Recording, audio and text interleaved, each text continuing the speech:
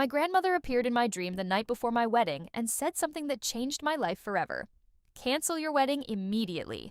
Go to your mother-in-law's house tomorrow, and you will see the truth. I woke up at 4:46 in the morning, shaking and confused. My grandmother Clara had been gone for years, but she was the woman who raised me. She always told me one thing: never ignore the feeling that something is wrong. My name is Mary Adams, and at that time, I was only 3 weeks away from marrying the man I thought was my dream partner. Robert Miller was charming, successful, and made me feel loved. We met by chance when he came to my workplace for financial help. Soon, our conversations became dates, and those dates became plans for a future together. His proposal was beautiful. Candlelight, music, and a ring that made me believe I had finally found happiness. But after that dream, I couldn't shake the feeling that something was wrong. The next day, Robert told me his mother, Teresa, wanted to meet me about the wedding. Instead of waiting for our planned visit, I decided to go alone. When I arrived at her house, I saw a young blonde woman leaving through the back door. She looked nervous and rushed away. A few moments later, Teresa opened the door. "Mary, I wasn't expecting you yet." I walked inside, pretending everything was normal. While she prepared tea, I noticed a folder on the dining table. Inside were names of women, addresses, and details about properties they owned. My heart started racing. Why would Robert's mother have information about single women and their houses? When I asked about the woman I saw leaving, Teresa quickly changed the subject. Then she showed me an old photo album. That was the moment my entire world collapsed. Inside were pictures of Robert with the same blonde woman. They were smiling together, holding each other. Then I saw the date, only 1 year earlier. The next picture showed Robert wearing a suit while the woman wore a white dress.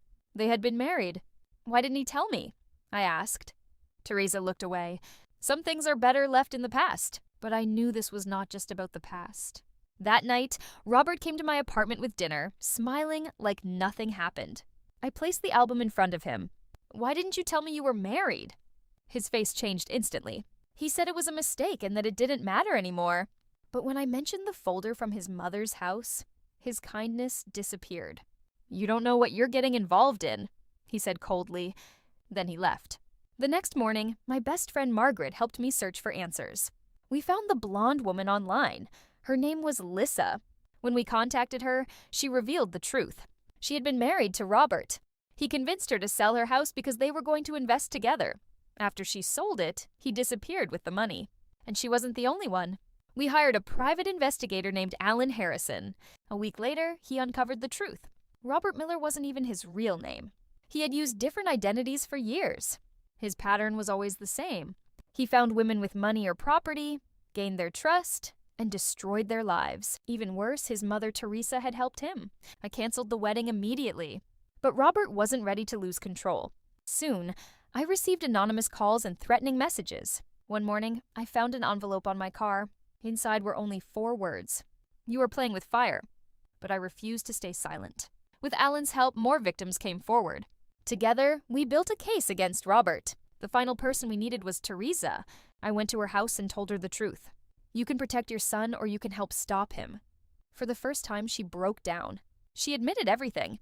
Her testimony gave investigators the evidence they needed. Soon, Robert and his accomplices were arrested. Months later, I sat in the courtroom and watched the man I almost married face justice. He was no longer the charming man who promised me forever.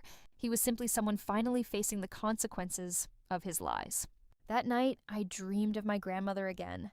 This time she wasn't warning me. She was smiling. "You listened," she said. When I woke up, I finally understood. Sometimes the biggest danger doesn't come from strangers. Sometimes it comes from the person standing closest to you.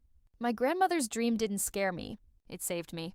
And from that day forward, I promised myself I would never ignore the signs my heart was trying to show me.